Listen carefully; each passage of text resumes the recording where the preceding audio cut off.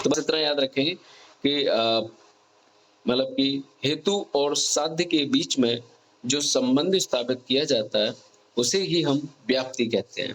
Next देखते हैं कि व्याप्ति में भी टाइप्स होते हैं, ठीक? वही चीज़ बताई गई, एक बार आप लोग रीड कर लेना, ठीक है? कि जहाँ-जहाँ धूम है, वहाँ-वहाँ अग्नि है। बार-बार आपको उदाहरण देना है कि धूम क्या है, अग्नि क्या है, आपको डिफाइन करनी है। फिर जब दोनों का ही संबंध प्लस करके बताएँगे, तो आप बताएँगे कि ये व्याप्ति होती है। ये दोनों आपस में जहाँ कहीं पर भी दिखेंगे, तो आप इसे क्या कहेंगे? व्याप्ति कहेंगे, ठीक? ये जो संबंध है, इसी को व्याप्ति कहा जा रहा है। उसी प्रकार से आप लोगों ने देखा होगा कि जितने भी संधिशूल होते हैं, जॉइंट्स वाली बीमारियाँ होती हैं, तो उनमें मतलब कह रहा है कि स्नेह से अनुपस्रय होता है। तो उपस्रय, अनुपस्रय 2 चीज़ें होती हैं, ठीक है? अनुपस्रय क्या होता है? कोई भी व्याधि का कॉज़ कह सकते हैं, है ना? और उपस्रय क्या होता है? वो चिकित्सा होती है। उपस्रय क्या होता है? चिकित्सा होती है, ठीक है? तो ये लोग ये चीज़ हम लोग बाद में अलग से पढ़ेंगे। अभी बस इतना याद रखो कि उपस्रय एक चिकित्सा होती है, अनुपस्रय क्या होता है? एक व्याधि का कॉज़ होता है, यानी निदान होता है, कारण होता है। तो यहाँ पर ये संधिशूल है, सभी एक जैसे दिख रहे हैं, ठीक है? जितने भी जैसे आप लोग देखो गाउट देखोगे, है ना? ऑस्टियोआर्थराइटिस देखोगे, रियूमेटॉइड आर्थराइटिस देखोगे, लाइक और भी हैं, है ना? ऑस्टियोपोरोसिस है, बहुत सारे हैं। तो इतने सारे जॉइंट पेन आपके सामने रखे हुए हैं।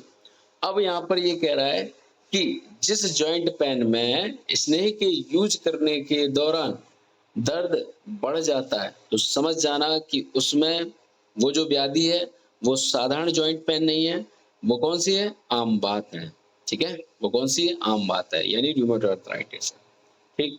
अब देखते हैं यहाँ पर कि व्याप्ति के भेद हैं आपके पास, तो 2 प्रकार से बताया गया है, एक तो अन्वय व्याप्ति, दूसरा है आपके पास व्यतिरेक। अन्वय व्याप्ति क्या होता है और व्यतिरेक व्याप्ति क्या होता है? तो सबसे पहले बताया गया है कि अन्वयन निरूपिता व्याप्ति ही अन्वय व्याप्ति है, अर्थात बताते हैं कि जो व्याप्ति अन्वय विधि, बेटा मानसी बार-बार डिस्टर्ब हो रही है।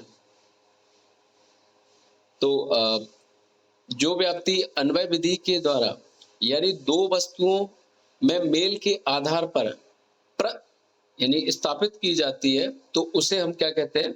अन्वय व्याप्ति कहते हैं।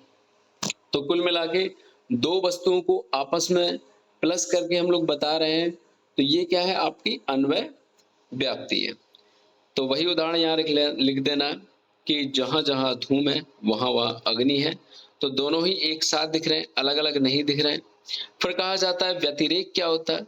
तो व्यतिरेक में कह रहा है कि जो व्याप्ति 2 वस्तुओं के अभाव में मेल के आधार पर प्रतिस्थापित की जाती है, उसे व्यतिरेक व्याप्ति कहते हैं। अर्थात कह रहा है कि ये जो वर्ड दिया गया है ना, व्यतिरेक, अर्थात यहाँ पर अभाव करना है।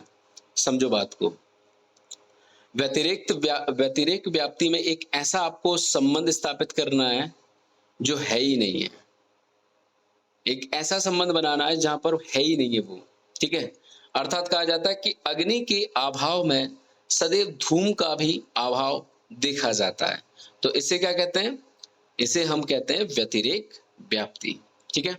तो एक वो संबंध था जिसमें हमें दोनों ही चीजें आसानी से दिखाई दे रही थी, धूम और अग्नि। तो वो कौन सा संबंध था व्याप्ति का? आपका अन्वय, है ना? दूसरा था आपके पास व्यतिरेक। तो व्यतिरेक में क्या था कि यहाँ पर आपको दोनों है ही नहीं है, अर्थात आप दूसरों को बता सकते हो कि जहाँ-जहाँ अग्नि नहीं है, तो वहाँ-वहाँ धुआँ नहीं है।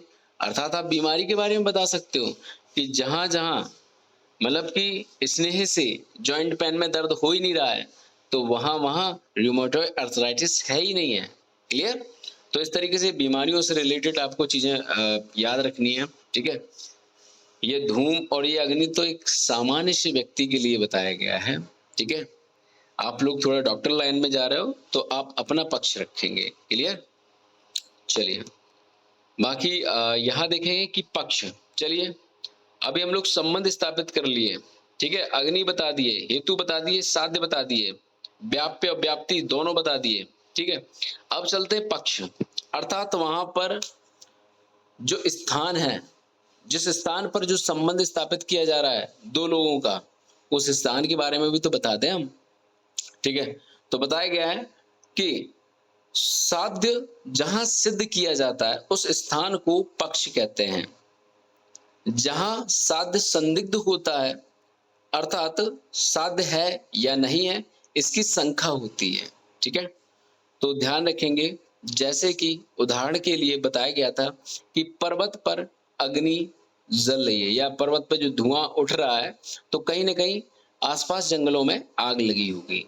तो ये एक बीच में है ना स्थान है, तो उसे हम क्या कह रहे हैं, पक्ष कह रहे हैं।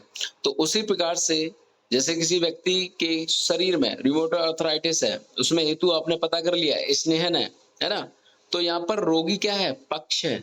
जो रोगी है वो क्या है, पक्ष है। तो जहां पर ये घटनाएं हो रही हैं वो भाई पक्ष कहलाती हैं। ठीक है, तो कुल मिला के आपको स्थान पर ध्यान देना है। पक्ष क्या है, आपका स्थान है। ठीक है, चलो नेक्स्ट देखते हैं। धीरे धीरे थोड़ा थोड़ा हम लोग डीप में जा रहे हैं। ठीक है, और हो सकेगा आपको कुछ कुछ चीजें समझ में भी नहीं आए, है ना, बस शब्दों का हेर फेर है, थोड़ा ध्यान से समझना है। ठीक, अब यहाँ पर हम लोग पक्ष के बारे में बता दिए, अब चलते हैं सपक्ष के बारे में। वेरी वेरी इंपॉर्टेंट, अलग से पूछ लिया जाता है सपक्ष क्या होता है।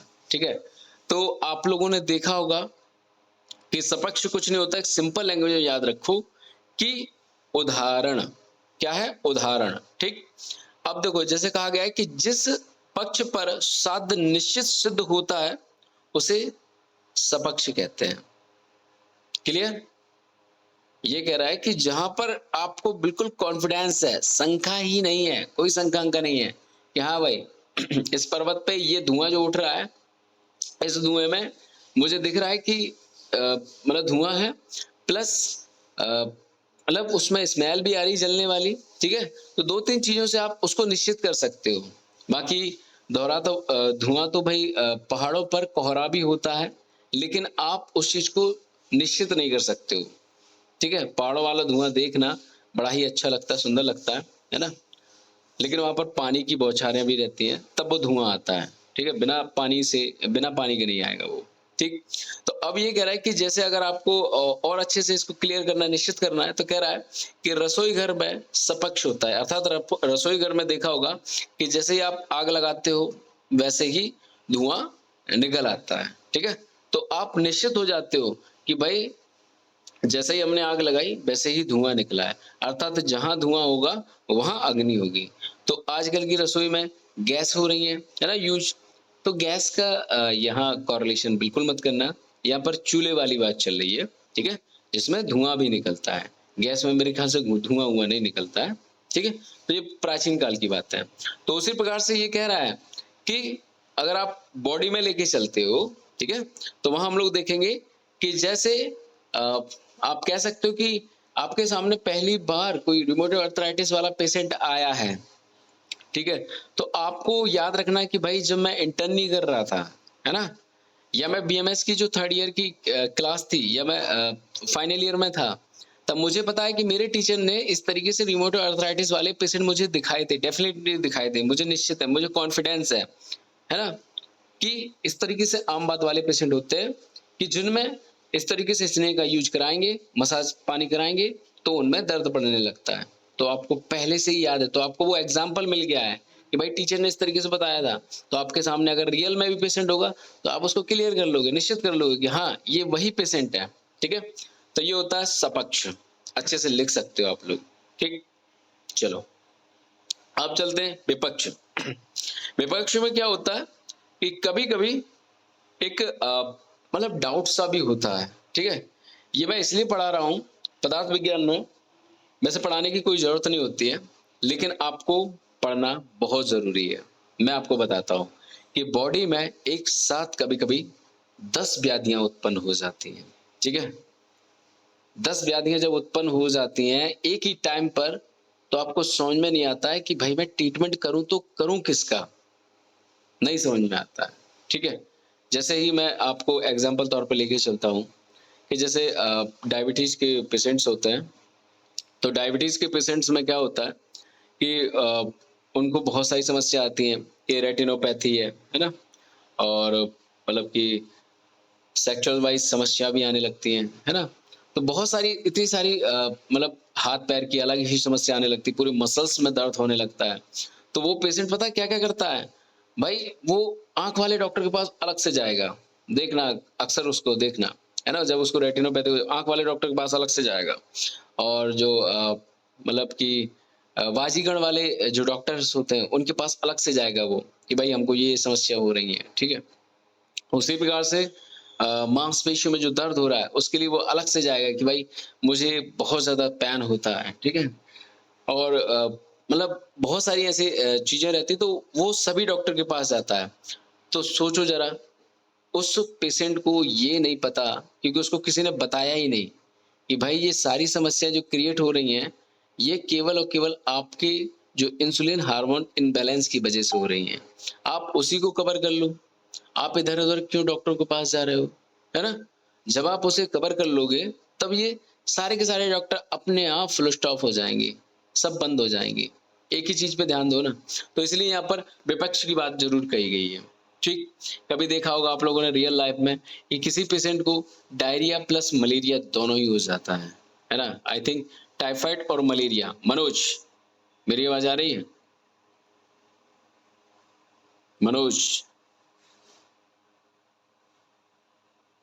यस सर, आ रही है। बेटा ये बताओ कि इस तरीके से टाइफाइड और मलेरिया वाले केस देखे हैं एक साथ, हाँ सर, अक्सर ही हो जाता है। है ना? अक्सर ही होता है, तब वहाँ पर हम लोग थोड़ा-सा कन्फ्यूज़न में हैं कि भाई ट्रीटमेंट करें तो करें किसका? दोनों को एक साथ कर देते हो क्या? क्यों मनोज?